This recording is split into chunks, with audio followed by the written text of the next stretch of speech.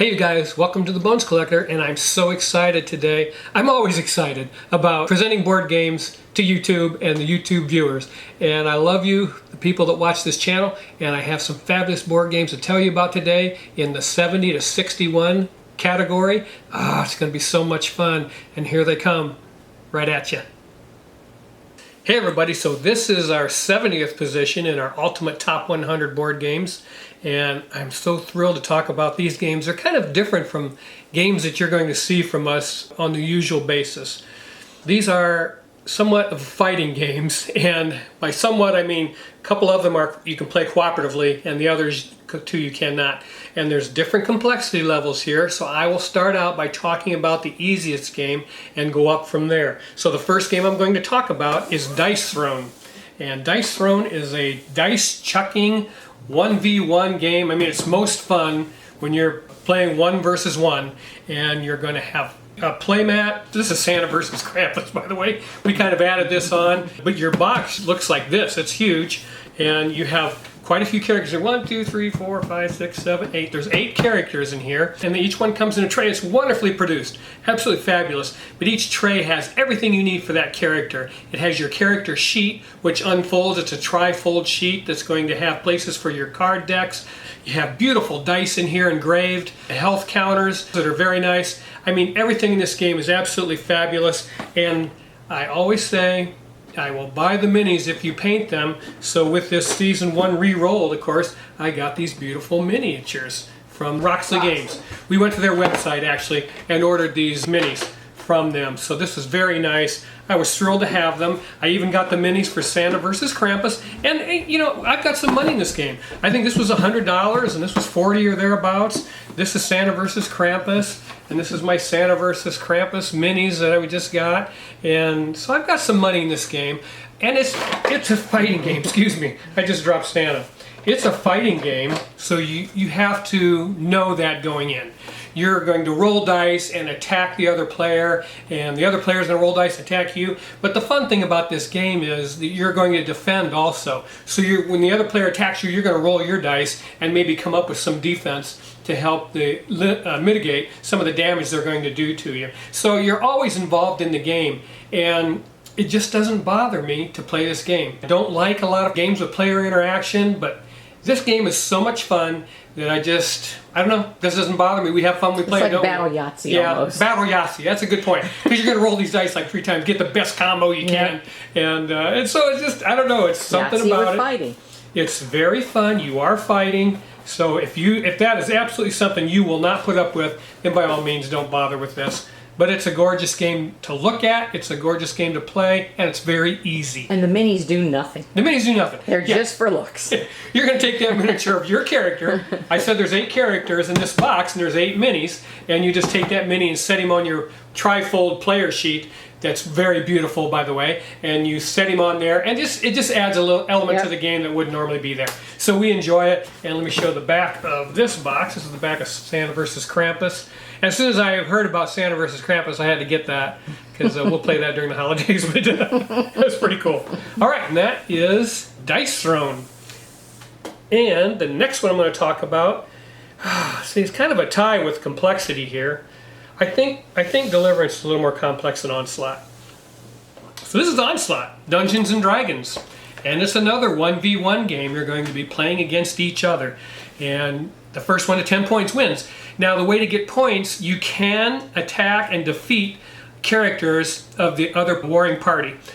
But you can also gather treasure to get points, and monsters are going to be coming after you, and you can defeat those and get points. So you can't always concentrate on fighting each other, because you may end up getting killed by one of the monsters because they're going to be aggressive. And then you have an initiative card system in here that's pretty cool. At the beginning of the game, you'll choose 5 of the 6 characters that come with your party, and in this box, you get 2 factions. 6 characters each. You'll choose 5 of those 6 to use in the game. And then you'll have a card for each one of those, and you'll have an initiative turn order that you're going to put on each one of those characters. And then the monsters also have an initiative turn orders, and theirs will be like 1.5, 2.5, 3.5, and that kind of thing. So they'll be going in between players, the monsters. And it's really cool. And you have a double-sided map board that comes in it, and it's just it's a fun time. and it's quick because, like, again, 10 points, and you're just going to be moving around that map and trying to do battle, and it's just so much fun. But the thing that makes this game outstanding for me is the fact that it comes painted. It's completely ready to go. There's 21 painted figures in this box. I left this baby dragon out to show you how it comes, and they're all like that. It's absolutely a wonderful thing. Finally, publishers are paying attention. What's up, biscuits? And finally, publishers are paying attention, and they're painting these miniatures. The other thing about this game I want to make you aware of is it's expensive. The MSRP on this Onslaught box, this base box, is $139.99. Don't pay that. They're starting to discount it. I got it on sale at Game Nerds for $84, and then I got these add-on faction packs for, I think, $27 a piece at Game Nerds, and I probably got $140 here in this game. But it's a lot of fun, and again, it comes in full color, which I enjoy. But it's kind of a fantasy, and you get caught up in it. You don't have to read a bunch of text from a book. I mean, I just love this, and it comes with beautiful D20 dice for each faction, and I like that, where you just roll the dice and you're going to get a result, even if it is random. And it is in this game, and I absolutely love it. I would tell you to get it. It's an absolutely fabulously produced game, and that is Dungeons & Dragons Onslaught by WizKids. All right, the next one I'm going to talk about is a game from Lowen Games. It's a 2023 title, brand spanking new, called Deliverance, and this is a wonderful cooperative adventure game. Good versus evil, the angels versus the demons. And you're going to have a map tiles of Heaven's Gate is going to be one of them, and the angels are going to start there, and they're going to go to the town of Fallbrook, I believe it's called, and they're going to try and defeat the demons that are in Fallbrook, trying to take over Fallbrook, and the saints that you're going to try to protect. And it's absolutely a beautiful game. And I want to tell you, it comes with acrylic standees that are absolutely beautiful for every character. It has the angels and all of the demons in acrylic standees.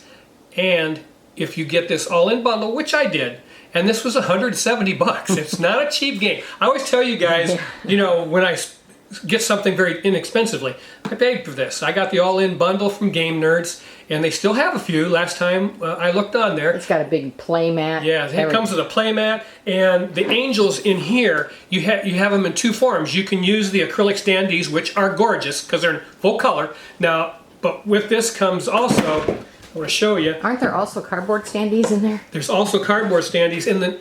Is it coming this one? I think they're in the bottom, yeah. And there's another version of this game where you can just get the cardboard standees. So I think it's $99, something like that. So it's $70 cheaper. But the angels that come in here, in addition to the acrylic standees, are these beautiful gray miniatures, but they're washed. At least they have something on them, and they look pretty cool. So they got a nice wash on them. For each angel is represented in this game, and these courage tokens are beautiful metal. The dice are engraved, and this first player token is ridiculous. I mean, that thing, I don't know, it weighs a couple pounds. It's ridiculous. Yeah. But wow, what a fantastic publishing job by Lowen Games. And the game is fantastic, but I want to tell you, it is a Christian-based game, and it says right here on the box, do not be overcome by evil, but overcome evil with good. That's Romans 12:21 in the Bible. And so this is good versus evil, and it has various scripture references in the game. So if that's going to offend you, you probably wouldn't want to play this game. But hey, it's a lot of fun. Lori and I played it and got beat, didn't we? We did get beat right in the end, yes. We got beat right in the end. And, that's our first try. We'll give it another shot. But I had to have it when I saw it, and I'm because not of the sorry. standees, they're beautiful. Yeah. Oh my gosh, it's so, I mean, and we were playing up at the clubhouse here. This is a senior citizens retirement community, and people would walk by, senior citizens, wow, what is that? You know, they're fascinated by it. It's so gorgeous to have these beautiful figures, and it's so nice that a publisher caught on. Give us these games in full color so people can play them and have them look beautiful. So, so nice to have publishers doing what I'm showing you here today. And that's Deliverance, a 2023 title, and it takes 1 to 2 hours. It took us 2 hours, isn't it? At least. Plus? Yeah, 2 hours It took us 2 hours plus because we didn't know how to play the game. Yeah, and you can play it solo, so it's 1 to 4 players. Yep. But it's a cooperative type of thing, and wow. It's got a campaign. Yeah, got a campaign, which I'll never do. We'll do skirmish style. You can play it in a skirmish style or campaign. Yep. And we just do the skirmish thing, and there's various ways to play that. So there's a lot in this box for everybody. For us, yeah. Oh, just a fabulous game.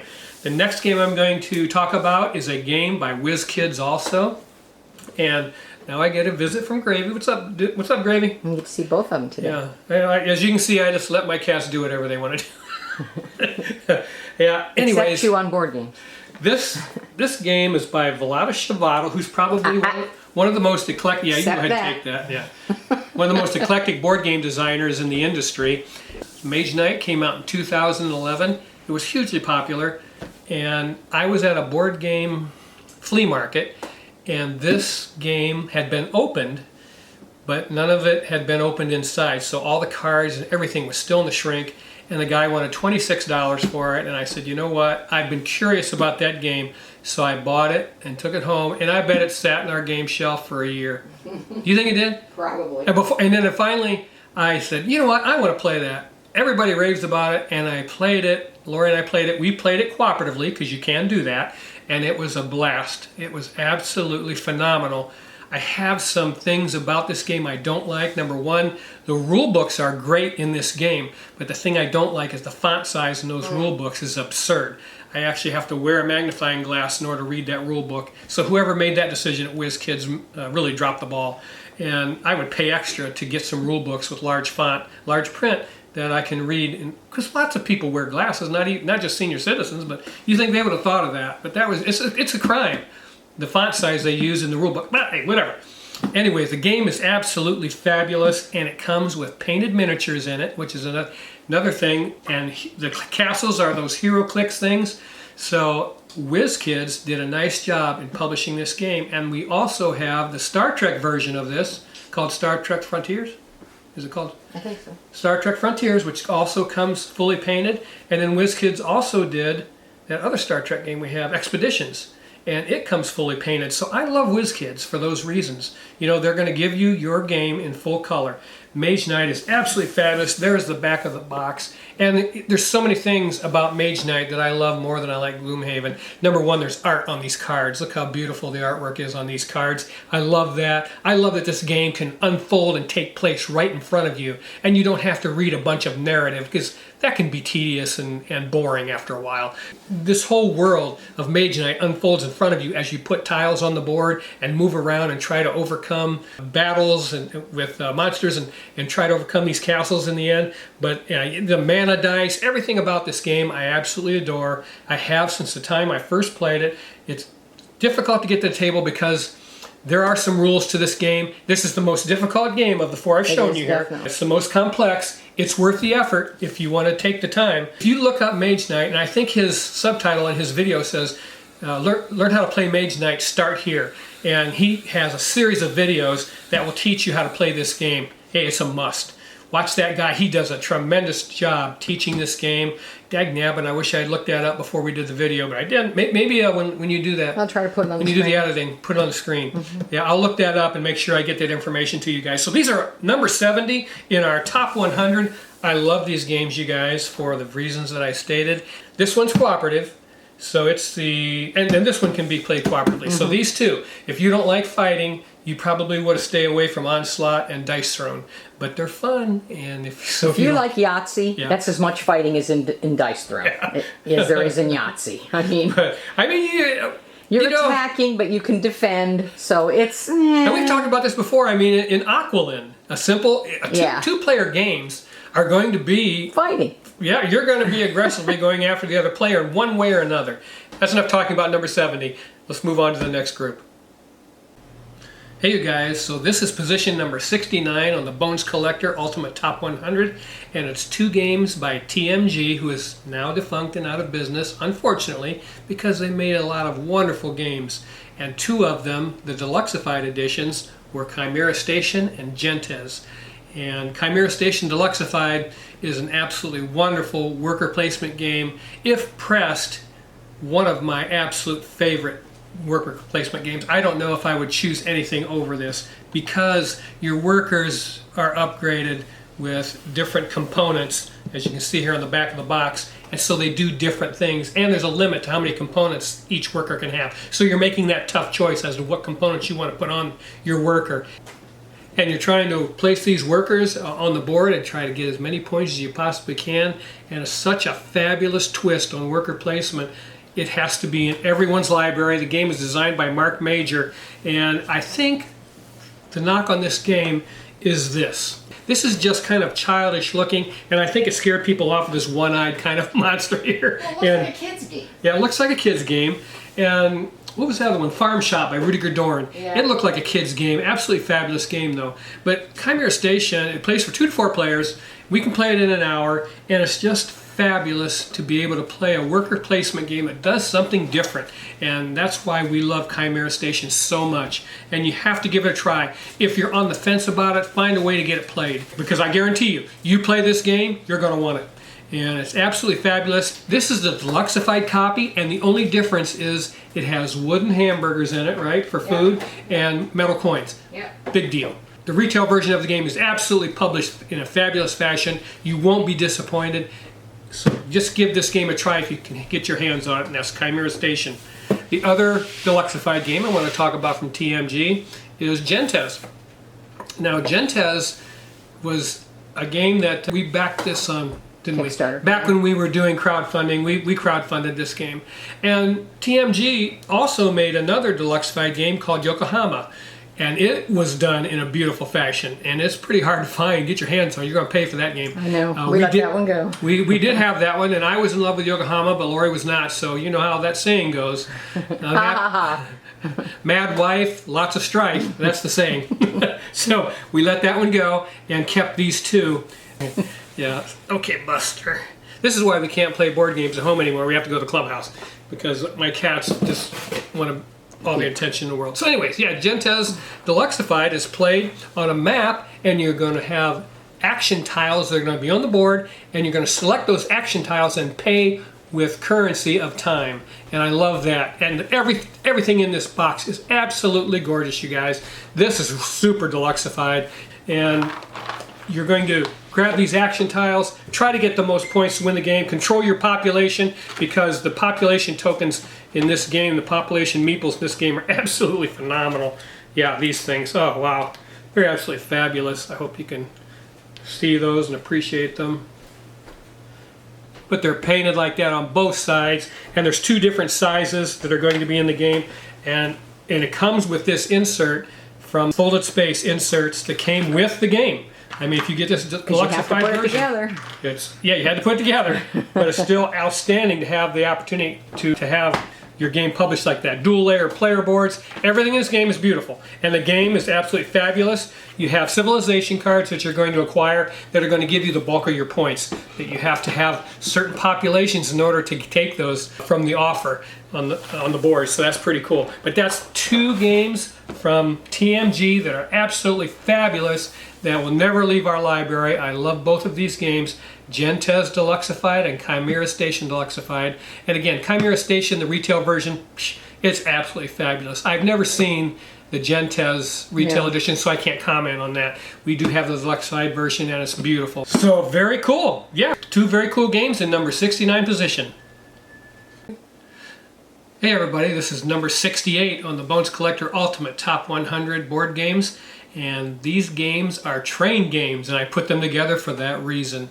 They're my favorite train games. I have one more train game that I'm going to talk about further up the list, but for now, let's talk about these 2. Russian Railroads is absolutely fabulous. It's a 2 to 4 player game, and we can play this in an hour. It's a worker placement game, and there's the back of the box.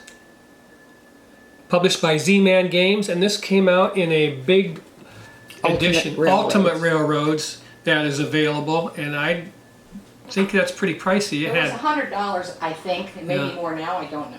But this is absolutely one of my favorite train games to play. Just so much fun as you work those tech tracks on your player board and just build those things up and place your workers on the board and do various things in this game that are so much fun and so thematic. And this was such a popular game. It was hard for us to come up with a copy for quite a while. Absolutely fabulous. And we have the Americana. We have the American expansion. There. Absolutely fabulous game. This game from What's Your Game is called Railroad Revolution.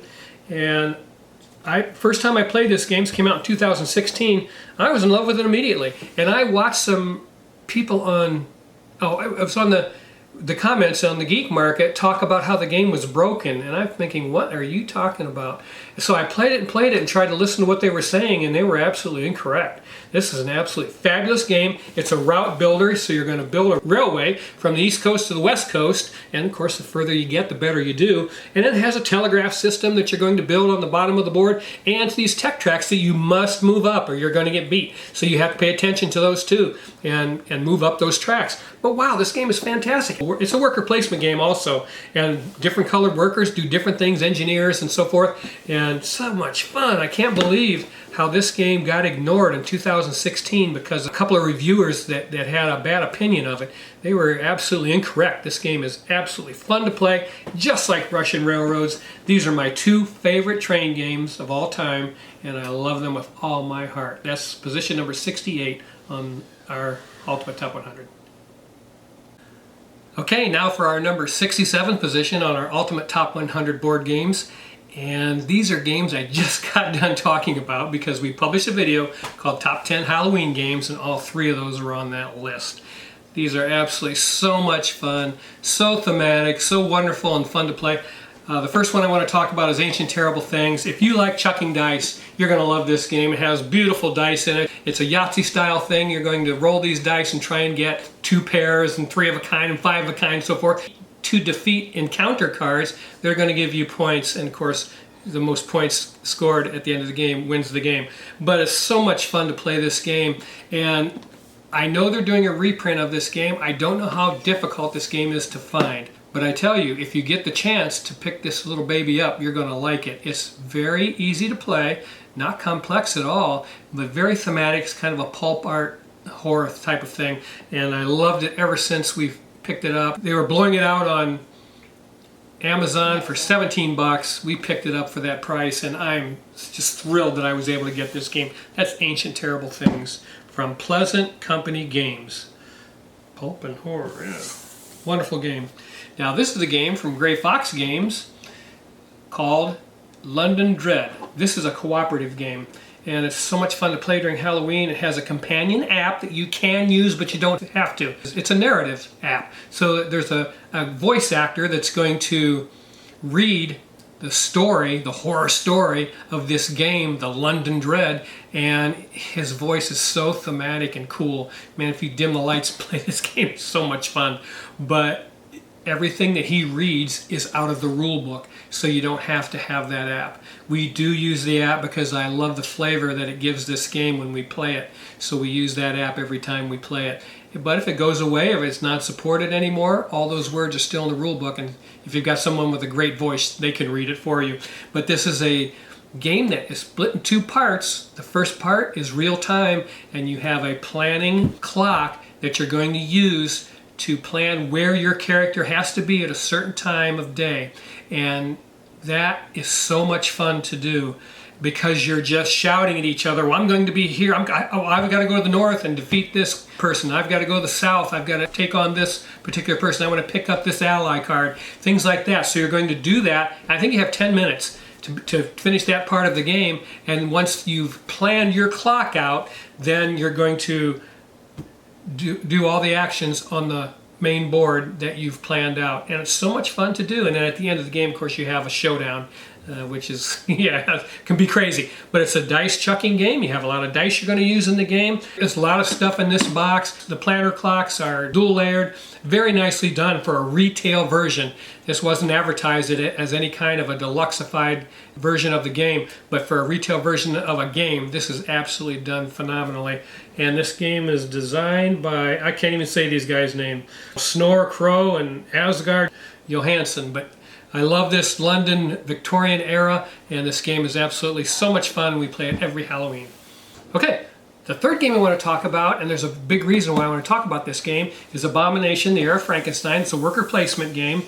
And the reason I'm going to start, before I forget, by telling you this game is on sale at Game Nerds right now for $24.97. The MSRP on this game is $59.95 or something, 60 bucks, and there's a lot in this box. It's a wonderfully published game, and We just played this game this year, got our hands on it, and we bought it on sale at Game Nerds. Yeah.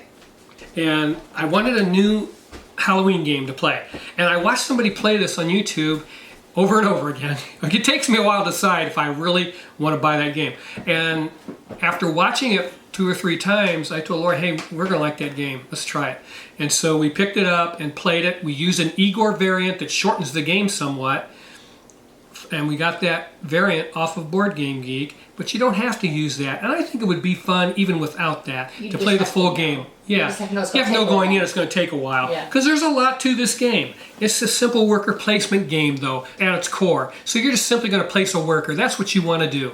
And you can upgrade those workers. So that's pretty cool in this game also. But the fun thing about this game is the fact that you're trying to acquire cadavers in different states of decomposition so that you can hang on to those muscle and body parts before they decompose to the point where you're not allowed to use them anymore. And it's fun to talk about the places that you're going to put workers in this game. If you need some fresh meat right now, you'll need to go to the public execution where they hung a guy, and you'll say, I'm going to the public execution and get me a cadaver because I need some fresh meat. Or if you're really desperate, you can go to the dark alley and murder somebody. So yeah, we were laughing the whole time. I mean, it's a gas. And then on your player board, of course, you're putting together the monster. I don't know if you can see that, but hopefully, yeah, you're putting together the monster, and there's 2 sides to the pieces you're going to use. And I think you start out with, they're just muscle side, and then you put skin on top. Yeah. So you just put skin on top, and you have certain requirements for doing that with different body parts. So, absolutely fabulous game. I couldn't believe how much fun we had playing this game, and I wanted to get this video out so that you could take advantage. Last time I checked today, today is November 11th, Saturday, there were 27 copies left at Game Nerds, and at $25 you cannot beat this, you guys. I wanted to get that out there to you. We just learned there's a companion app from some of our viewers. Yes, that's true. We haven't tried it yet. But some of our viewers informed us there is a companion app for this, much like London Dread, where you have a narrative that's going to be read by a voice actor. And that's always cool. Man, you can dim the lights and play this game and just laugh till your tears come down your face. I mean, this game is so much fun, but it's, even though it's horror and some of the things are kind of gross looking, it's a type of thing you'll laugh at until you're done playing it. It's absolutely fabulous. These are 3 games in our number 67 position on our Ultimate Top 100. Okay, this is number 66 on our Ultimate Top 100, and it's a game by itself because I wanted to talk about it by itself. And it's a game by a guy named Gregory Daigle, and it's called Hawaii. And it came out in 2011. I think there's been a second print run in 2014 because I think that's what we have here, this box. We traded for this game. We gave, I don't know, we talked about it yesterday. Bora Bora from Stefan Feld. That was a tough trade for me because we liked Bora Bora, but it was a little bit over our complexity likeness. It was a little bit difficult to play. We liked it and enjoyed playing it, but because of how hard it was, it didn't get on the table very often. And this is a little bit easier than Bora Bora. But I absolutely love this game. First time we played it. And of course I watched it play before I made the decision to trade for it. And Gregory did a nice job designing this game. It's for 2 to 5 players. And we can play this in an hour. And there's quite a bit of goodness in this box as far as publishing. But it's back in the days when Euro games were green and yellow and beige. And so there's a lot of green, yellow, and beige in here. But there's a lot in the box. And this game has a board that has island frame tiles that go around and you connect them together, and then it has 10 island tiles that go inside that frame. So they're laid out randomly every time you play the game, so the game is different every time you play it, much like Istanbul if you've played that. So those tiles are going to be out on the board, and you're going to take your workers and move them along those tiles. So you're going to, it's kind of a grid movement game, and you have these wooden feet in here. That's the currency for movement in the game, so you have to acquire those feet in order to move. And then you can go different places on the islands. You can go down to the beach and go to the docks, and there's inlet tiles that you can acquire to give you a benefit. And you're building a village, much like in Vikings. You have an L-shaped frame, and you're going to have village tiles you're going to place in there. And forget what those things across the top are called. I looked yesterday. There's the tikis? Tikis. Yeah, so you have tikis that run across the top, and you only score the tiles that reach those tikis. So you have to pay attention when you're building that village of how you do it, because you want to score as many tiles as you possibly can. But a fun game, and this game got a bad rap from a reviewer when it came out, and it probably hurt the sales of this game and the popularity of it. The reviewer was completely wrong. This is an absolutely outstanding design by Gregory Daigle. Hey Greg, thank you, man. This is a wonderful job. I can tell you worked hard on the game, and we appreciate it very much here at the Bones Collector offices. And we really have had a good time playing Hawaii, and that's number 66 on our Ultimate Top 100, Hawaii. All right, number 65 on our Ultimate Top 100 is Heaven and Ale by my favorite board game designer of all time, Michael Kiesling, and collaborating with him was Andreas Schmidt. Wow, Heaven and Ale came out in 2017, same year as Gloomhaven. But man, I would not suggest this game to new gamers. There's a lot going on in this game, but anybody that wants to can certainly figure out how to play it. It's a fabulous game where you're going to be using a roundel system, as you can see on the back of the box here, and moving around there, acquiring different tiles that are going to go on your player board. And you can put them in the sunshine or the shade, and when you activate the shade, it does one thing. When you activate the sunshine, it does another. So there's just so much going on, and the scoring system in this game is something you have to understand before you play the game. So go over the scoring system before you play Heaven and Ale, because you have to move those scoring markers up. You only score as much points as the last scoring piece that you're going to move on your player board. So you have 5 or 6 of these pieces, and they all represent something different, and you're trying to move them up on your player board, and you have to get them up as far as you can get them. Again, because the last place token on there is going to impact your scoring. But it's a fabulous game to play. I'm surprised that more people don't talk about this game. The publishing is nothing that's going to wow you. It's underwhelming, the publishing, but the game is so great. It's much like Castles of Burgundy. You overlook that huge flaw of publishing when you play Heaven and Ale. It's a fabulous game. I've loved it. The first time I played it, Laura and I fell in love with it. I said, wow, Michael Kiesling is just absolutely outstanding, and thank you, Andreas Schmidt, for collaborating with him on this game. This is one, again, that every time you play it, you think, oh my gosh, this thing's beautiful. You don't have time to think about the publishing because what it does to your head. You're just going over all these mechanisms and the way they interact with each other in this game to make it such a beautiful gaming experience. So that's number 65, Heaven and Ale. Hey everybody, and welcome to Bones Collector position number 64 on our Ultimate Top 100. This is a tip of the hat to a publisher called Bezier Games. Bezier Games does some wonderful board games publishing, and it's owned by Ted Alspach, the guy that designed Suburbia, which is a wonderful game in itself. But these are the 3 games that I keep from Bezier. And I told you I had another train game, and that's Whistle Stop. And I absolutely love Whistle Stop. I believe this came out in 16 or 17, 2017. And it's 2 to 5 players, and you can play it in an hour, 2-player. And that's 90% of what we do.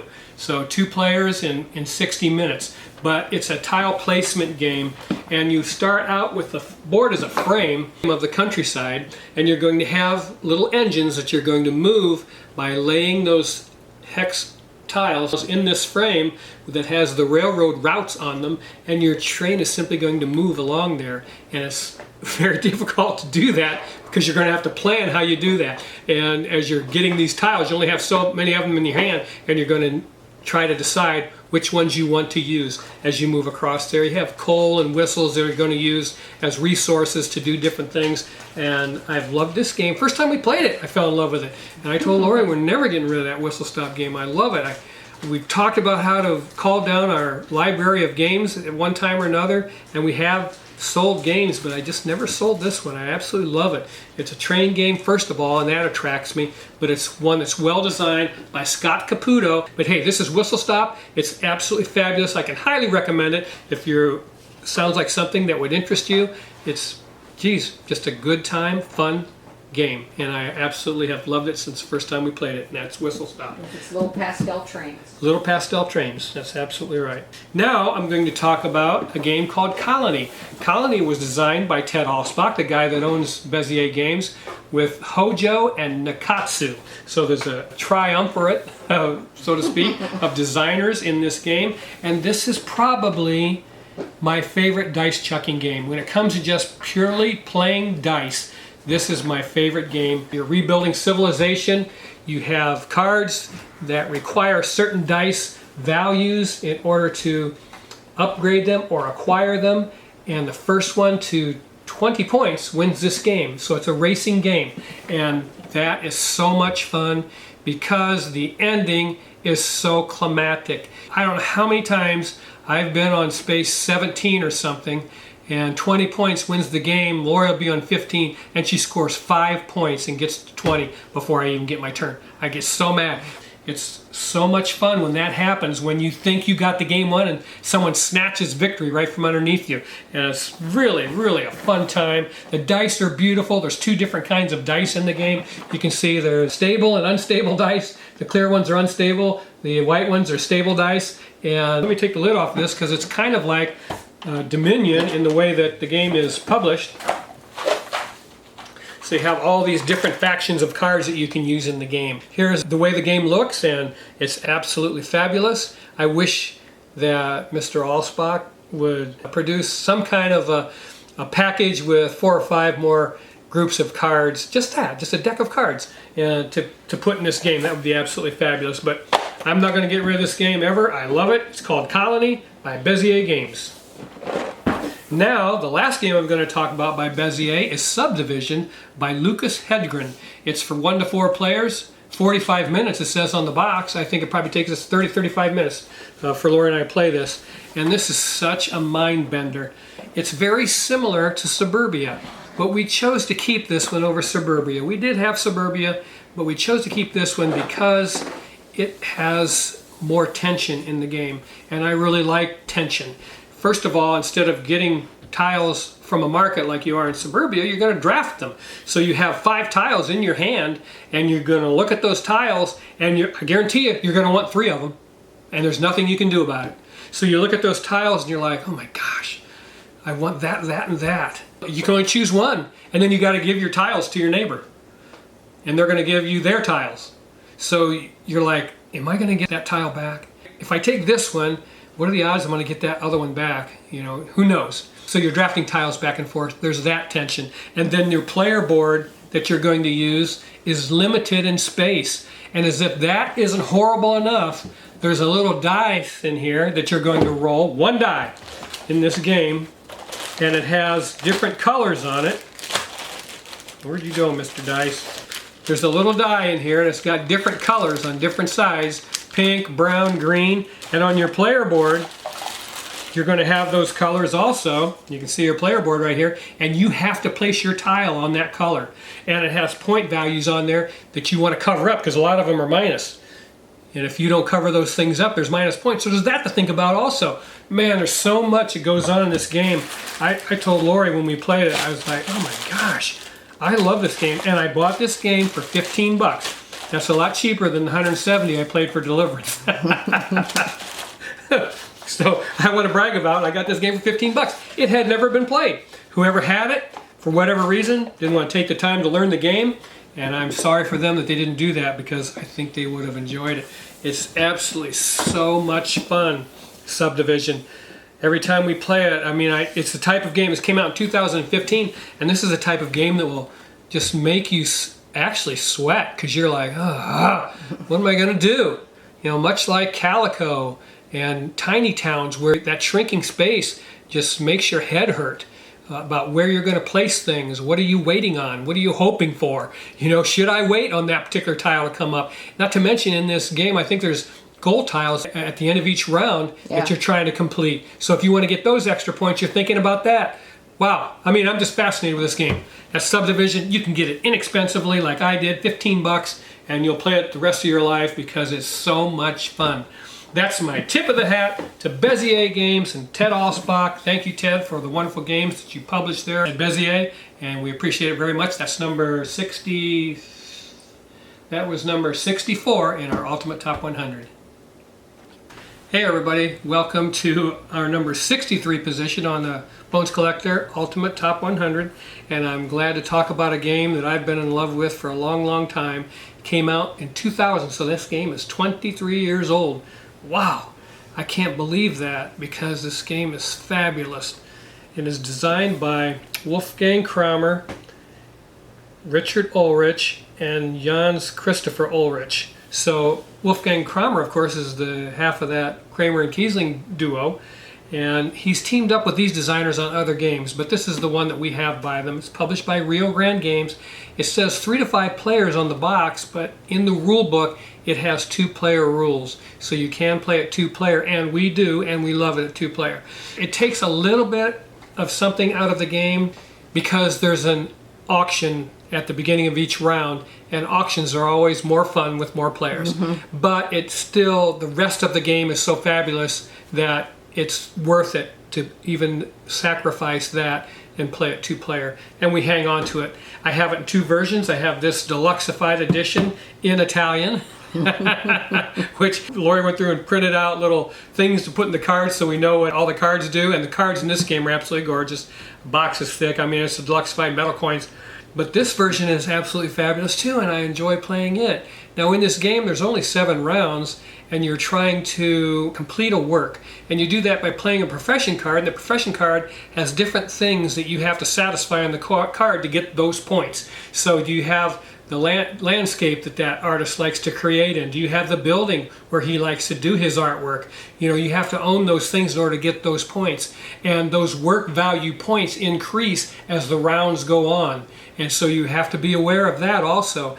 And man, I tell you, there's so much to think about in this game. And you can feel those 7 rounds go by so rapidly, because by the time the 4th round gets there, you're going, oh my gosh, I've got to scramble to get something done. Because it plays quick. We can play this in under an hour, and you realize how fast that time is going when you play this game, and it's so much fun for that tension to hit you, and you're like, oh, I've got to get this in place, I got that in place, because during the auction at the beginning of the round you're going to acquire things that are going to move up that work value on your profession cards when you play them. So, oh, just such a fun game. And this game actually, this is published by Rio Grande Games, and I like the publishing of this game. Again, it plays 5 players, so you have these 5-player boards, then you have your scoring board here. It has 7 rounds in the game right here, and it tells you the work value and how much you have to complete. You have to hit that point total on a work value in order to get points. So that's something you have to work on as the game progresses.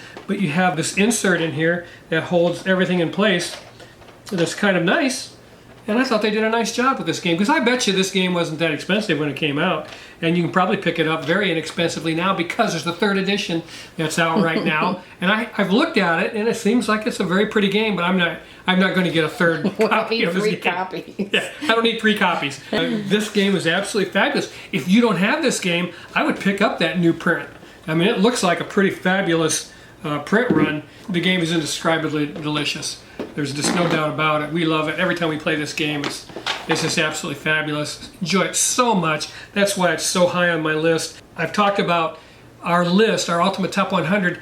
Princess of Florence could very easily be in my top 20. I mean, it just very easily could be there. It's that good. And to even be in an Ultimate Top 100 list, this list, there are 180,000 titles supposedly listed on Board Game Geek. So think about that for a second. And these are games that made the cut. I mean, there's a lot of great games that just didn't make the cut. Princess of Florence is fabulous. If you can pick it up, you won't be disappointed. And that's number 63 on our Ultimate Top 100. Hey everybody, this is number 62 on our Ultimate Top 100 board games list, and they are games by a designer I want to highlight right now named Martin Wallace. Martin Wallace, he is the designer of the #1 game in the world, Brass, which is not in our library, and it's just, Brass is just out of our complexity level. This is something we're not we don't desire to have in our library because we really can't get it to the table that often. But we love Martin Wallace. We love Anno 1800, which we just played recently, which we're not going to keep, a little bit out of our time frame as far as time. I think the game is 2 hours minimum, but it's a wonderful game. Absolutely wonderful design, engine builder. But the games I'm going to highlight from Martin today are Via Nebula, a very light Euro-style route building game, and Tinner's Trail. Now in Via Nebula, oh, there's a nice pretty picture of the game. And you have a player board that's going to let you take 2 actions. You can take the same action twice in this game, and you're going to populate the board with resources by putting out a worker. So you're going to put a guy out there, take a resource token off the board, populate the board with resources, and you get points for that token that you're taking off the board. But here's the rub.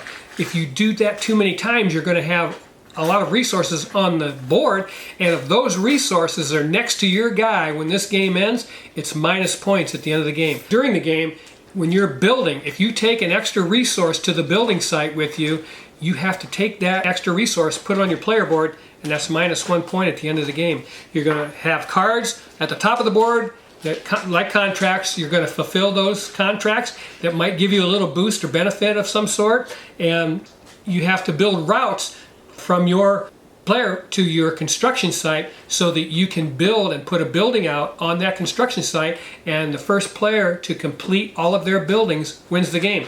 And the game is published fantastic. I love it. It's got a nice insert in the box. I said I wasn't going to take lids off of stuff, but I'm going to do it anyways. I'm going to do it anyways because this game, there you go. Yeah. Your pigs go in the shape where the pig is, the wheat goes in the wheat shape, the stone goes in the stone shape, and so forth. And then you have places for all the different, there's 4 different player colors here, and you have buildings, your stack of buildings there, and your workers. I mean, wow, great insert. I love this game. I tell you what, I'm not going to lie to you. Laura and I played this game a couple times and said, well, that's pretty easy, let's sell it. We want more of a challenge. And so when the time came to sell it, I said, well, let's play it one more time before we sell it. So we played it, and I said, hey, don't sell it. I had too much fun playing it. We did that twice, didn't we? I think so. I think we did that twice. And so the second time we said, well, let's play it one more time. So we played it, and I said, don't sell that game. It's too much fun. So we ended up keeping it, and I love it. The only thing I don't like about it is the cover art. I think it could have been so much better. And what they did was, there's a fog in the land, so it kind of fades the color, and it's just not bright and pretty like I would like on a board game box cover. So I think they made a design decision there that wasn't the best, but the game is fabulous. I would highly recommend this game to anybody. I mean, and it's such a fabulously underrated game. Via Nebula. Underrated. Oh my gosh. It's a crime because there's some crap games out there that aren't as good as Via Nebula getting a bunch of publicity. Some people call that brass light. Brass light. They call it brass light. Yeah, it's just, well, I don't know. I mean, it's just so much fun to play. The second game by Martin Wallace that I'm going to speak about is Tinner's Trail. Tinner's Trail came out in 2008. This is a 2021 reprint. Now, I had watched Tinner's Trail, played various times on YouTube, and I liked it. But I just hadn't come across it, and we were up to cool stuff when they were doing their out of business thing, going out of business, and we saw this on the clearance table for $25 or $26, and I told Laura, hey, I've been watching that game, I think we'll like it. And so we picked that up off the clearance table and brought it home and played it, and man, we weren't disappointed. It's so much fun. But it takes place in 19th century Cornwall, and it's about mining ore in that area, which was a big deal. And this is for 1 to 5 players, I didn't mention, and we can play this in an hour. And there's a picture on the back of the box. But you're going to have an auction mechanism where the winner of the auction is going to place a mine on the board, and then you're going to be the only one that can mine from that region on the board because you won the auction. Well, first of all, you set the ore prices by rolling 3 dice, and the total of those is going to set the price for tin and copper. And that's the value of those cubes that you're going to mine off the board. Once you mine those cubes off the board at the end of the round, you're going to sell them and invest them in points. And it's kind of a push your luck thing, so you want to sell as many as you think you can afford to sell and buy points to go around the point track, prestige points or whatever, and the one with the most points at the end of the game is going to win. But it's absolutely fabulous game. It's a lighter game than you're used to from Martin Wallace, which is probably why we like these two. And we can play them again in an hour, and the fun factor is there because of the mechanisms and because of the time frame that you are going to spend playing the games. But we absolutely love these two games from Martin Wallace. I'm so happy I held on to Via Nebula, and I'm so happy I found Tinner's Trail on the clearance table one day and brought it home and played it because we absolutely love it. And those are our two games in number 62 position on our Ultimate Top 100. Okay, we're down to number 61 on our Ultimate Top 100, and the game I'm going to talk about in this position is a game designed by Fabio Lopiano called Zapotec. Zapotec is a game that made my top 10 for 2022, a fabulous year for board games. And this one was absolutely phenomenal. It's by Board and Dice. The publishing job of the game is outstanding. The component quality is great. And this game is amazing. It's for 1 to 4 players. Laura and I can play this in probably 45 minutes because it is quick. You have 5 turns. This game feels exactly like The White Castle, which is out right now, a 2023 game. Did we do that video? Or that's coming up yet. Yeah. We haven't done the White Castle video, but it's already recorded. We just haven't published it. But Zapotec I've done a video for, and it is a fabulous game because you start out with nothing and you have to build in 5 turns your point scoring machine. And that is so challenging. We have been scoring in the 60s on this game, but it took us a while. We played at a convention and said, wow, we don't even know what happened there. But we put it at the back of our minds. And then I watched it played a couple more times on YouTube after we had that experience. And I said, you know what, Lori, we need to revisit Zapotec. And lo and behold, I think it was Game Nerds had it on sale. It's not probably cool stuff. I don't know. Somebody $26, $27. And I said, order the game. I think we're going to like it. And we got the game here and busted it open, set it up, and played it. And I think we scored like 30 points the first time, maybe. Like, wow, this game is ridiculous. And so we set it up and played it again. And I think we did a little better. We set it up, played it again. I think we played it like 4 or 5 times. And we finally figured it out and scored in 60-point range. But you're simply trying to chain together different things in order to score as many points and be as efficient as possible when you're scoring those points so that you can get as much out of your machine as you can possibly eke out. But you don't get very many turns. No, and you're building these temples, which you don't build very much of. Pyramids. Pyramids, excuse me. You have these pyramids, and there's a picture of the back of the box. The game is gorgeous on the table. But here's the thing.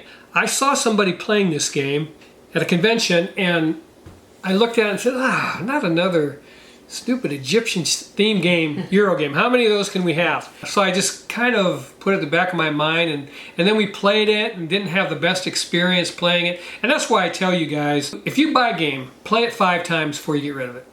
Because you might have missed something there. You know, if it doesn't feel right, it probably wasn't. And we do this now.